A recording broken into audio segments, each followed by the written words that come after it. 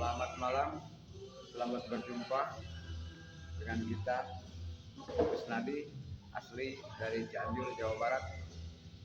Kita bincang-bincang malam ini dengan Bang Asok kan? Ya, Bang Asok KWRI.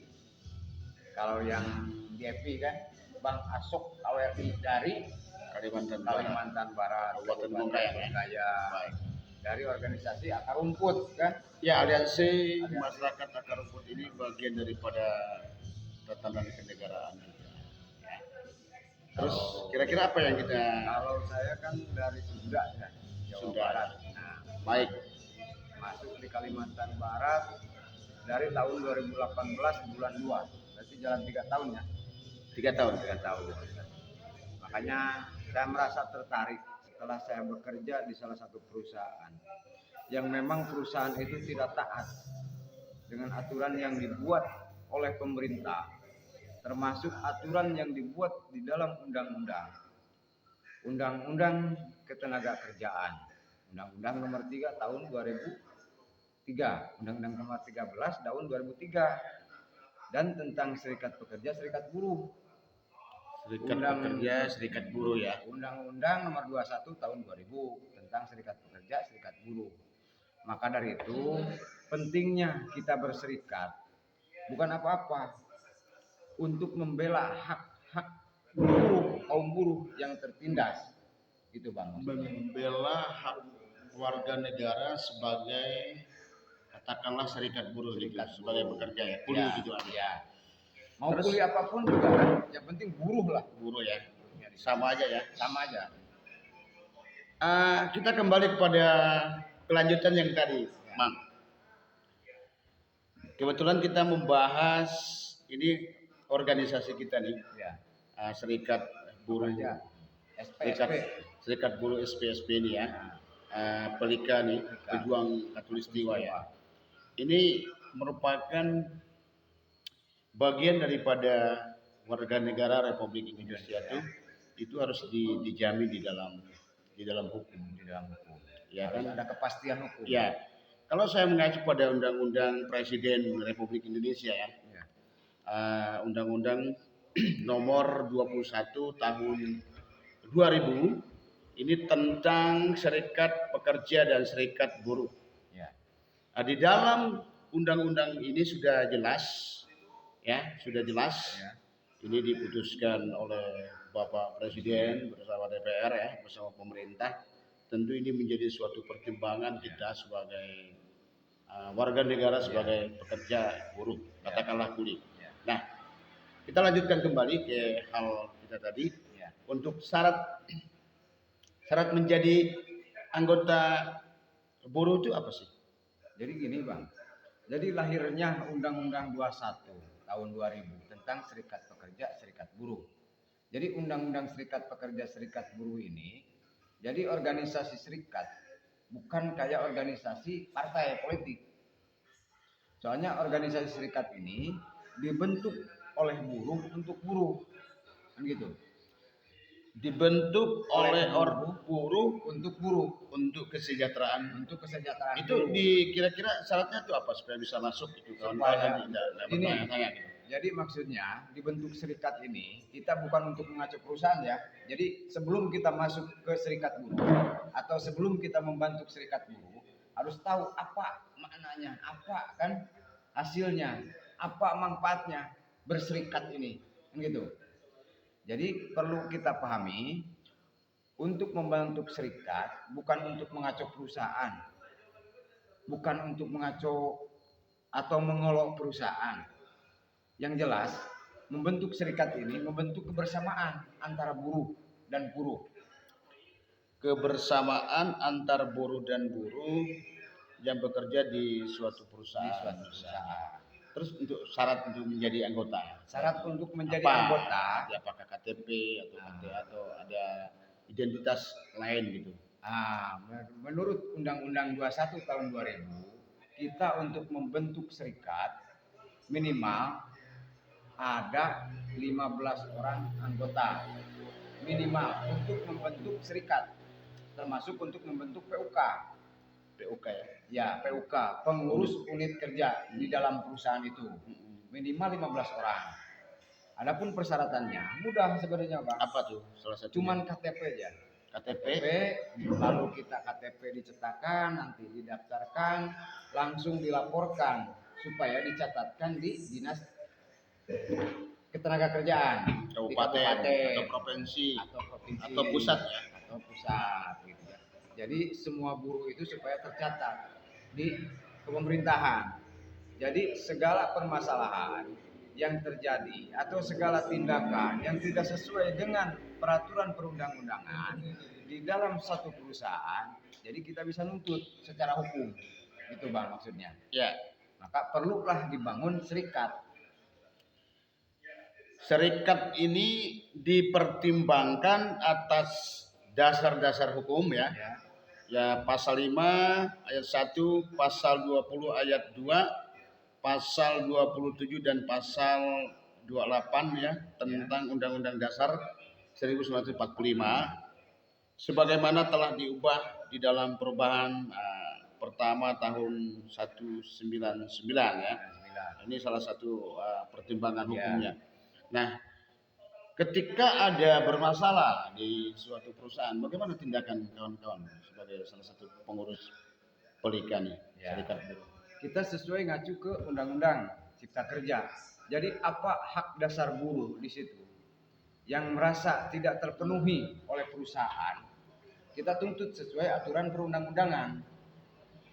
Kalau misalkan permasalahan ada salah satu pengaduan dari anggota serikat, ngadu ke PUK, pengurus unit kerja, nanti PUK atau pengurus nanti bisa mengkoordinasikan bersama pengurus DPC, dirundingkan. Nah, setelah itu ngambil kesimpulan, nanti kita duduk bersama perusahaan yang namanya bipartit.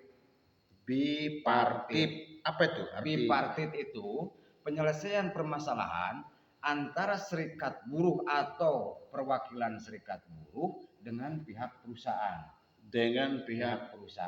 Kalau saya melihat juga dari Undang-Undang Ketenagakerjaan Republik Indonesia ini juga ini berkaitan dengan HAM ini. Ya. Kalau saya lihat juga rujukan undang-undang ini nomor 18 ya tahun 1956 ya tentang persetujuan konvensi organisasi dan pemburuhan internasional itu nomor 89 ya. Mengenai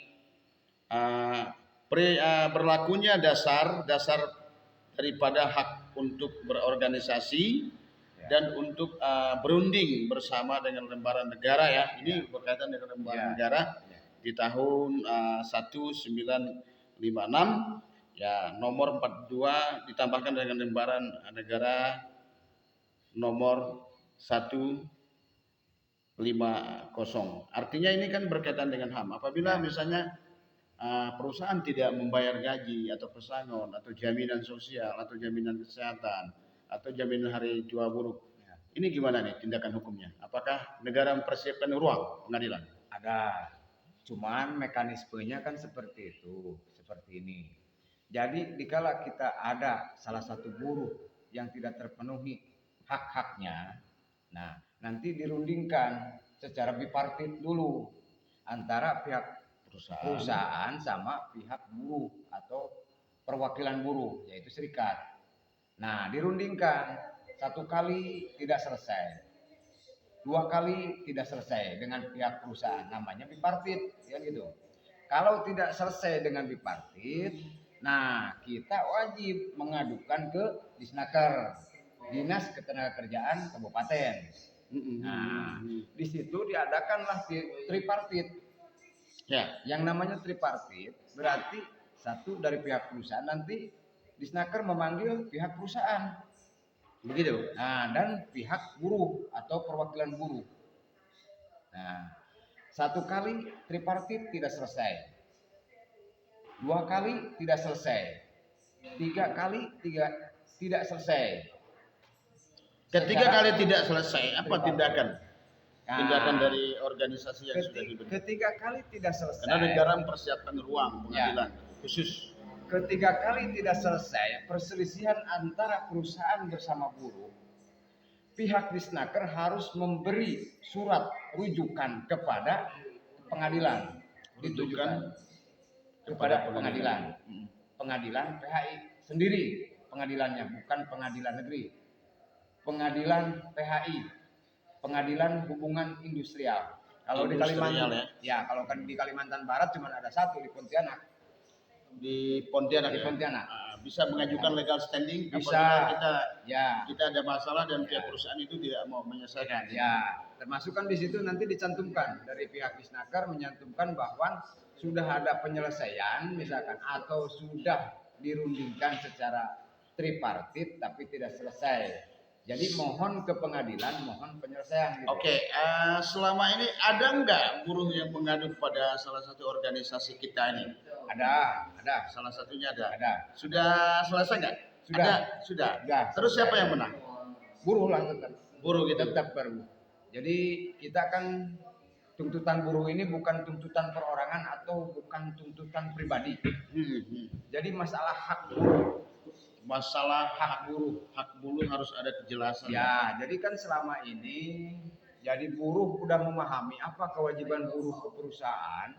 Selama ini kan yang namanya buruh, otomatis buruh ini orang butuh bantuan. Orang butuh bantuan, butuh pekerjaan. Jadi selama ini buruh ini tetap ditaatinya ke perusahaan. Apa peraturan perusahaan kita taati, kita jalani. Hujan, malam, kita kerja sesuai dengan aturan perusahaan. Anda kan salah satu sekarang kan pekerja buruh.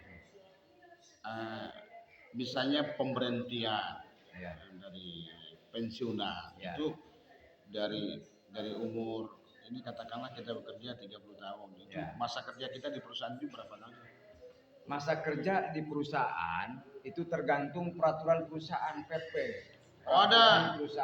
Ada peraturan perusahaan sendiri yang dibuat secara internal secara internal disepakati oleh dua belah pihak antara perusahaan dengan pekerja. Nah, di situ ada batasan-batasan usia yang wajib pensiun atau usia yang wajib menerima jasa pensiun. Nah, setelah ada PP, lebih baik alangkah bagusnya dibuat PKB. Peraturan kerja bersama. Perjanjian kerja bersama. Nah, itu lebih bagus. Lebih bagus. Nah, di atas undang-undang malah. Oke, untuk saat ini juga kan kalau kita jujur aja, kalau kita melakukan cek memang di daerah ini kan banyak masalah-masalah tenaga buruh banyak di bidang perkebunan. Nah, ini merupakan tugas kita bersama ya. Nah, kira-kira yang closingnya apa nih? Pertanyaan terakhir yang mau diberikan semacam ajakan atau harapannya juga dengan begini untuk kawan-kawan buruh yang terutama yang berada di Kabupaten Bengkayang. Mari kita berorganisasi supaya hak-hak kita dilindungi dan dijamin undang-undang. Untuk memperjuangkan hak buruh, kita ayo satukan barisan supaya hak kita ada perjuangannya. Gitu. Dan untuk pemerintah saya minta dukungannya dan minta penjelasannya, minta perlindungannya untuk semua buruh yang ada di Kabupaten Bengkayang. Saya pesan kepada pemerintah. Itu ya. Baik. Terima kasih pemirsa. Malam hari ini kami berdua bincang-bincang santai aja ya. Santai. Masalah buruh. Nah, di mana setiap warga negara itu harus mendapat hak. Jadi yang pertama adalah jaminan hidup, jaminan harga, jaminan keuangan, dan yang paling tinggi adalah hak daulat. Artinya hukum yang paling tinggi itu adalah hukum rakyat. Hukum rakyat. Nah, jadi harap kedaulatan itu ada di tangan ya, makanya itu. Maka dari itu siapapun kawan-kawan yang ada masalah di setiap perusahaan silahkan mengadu pada Siap pengurus diskusi lah. pejuang Pelika Katulistiwa ini, Ya, pejuang lintas katulistiwa. lintas Katulistiwa ini agar kita bersama-sama untuk menuntaskannya. Ya, Karena ruang pengadilan negara setelah mempersiapkan khusus untuk tenaga buruh. Buruh dibentuk untuk buruh dan kembali kepada negara. Dan rumah kita merupakan rumah besar kita pada rumah Pancasila. Ya, rumah Pancasila. ini saudara-saudara kita ya. Ya. Rumah kayak Pancasila. ini Pancasila. rumah terbesar kita adalah rumah Pancasila. Karena ini sudah final di PTS-kan oleh negara ya. Ya. Kita merdeka dulu bersama-sama pahlawan kita ya. Ya salah satunya ya Bung Karno dengan Bung Hatta. Jadi jangan juga kita melupakan sejarah. Oke. Nah, untuk tenaga buruh kita kerjasama, kita sepakat ya agar membela hak kita ya kepada perusahaan. Kita ya ketika ada masalah ya kita minta dukungan juga dengan pemerintah daerah, pemerintah provinsi dan pusat agar ada semacam bina review juga tentang dewan pengupahan di kabupaten, di provinsi dan di pusat. Kayaknya di pusat ini kan UMR mungkin ya. Kalau di provinsi UMP ya. Kalau di ini Kabupaten UMK. UMK. Nah ini kita sama-sama belajar ya kita ya seperti inilah. Jadi kalau kita malu bertanya Sesat di jalan. Nah terakhir apa? Mari kita bersama-sama. Mari kita bersama-sama untuk menegakkan aturan yang sebenar-benarnya. Agar masyarakat adil, sejahtera. Buka mata, buka telinga, buka hati. Buka kaki untuk melangkah bersama. Buruh jaya. Hidup buruh. Adil Kak Talino, Bacuramin Kak Saruga, Basengat Kak Jubata. Merdeka.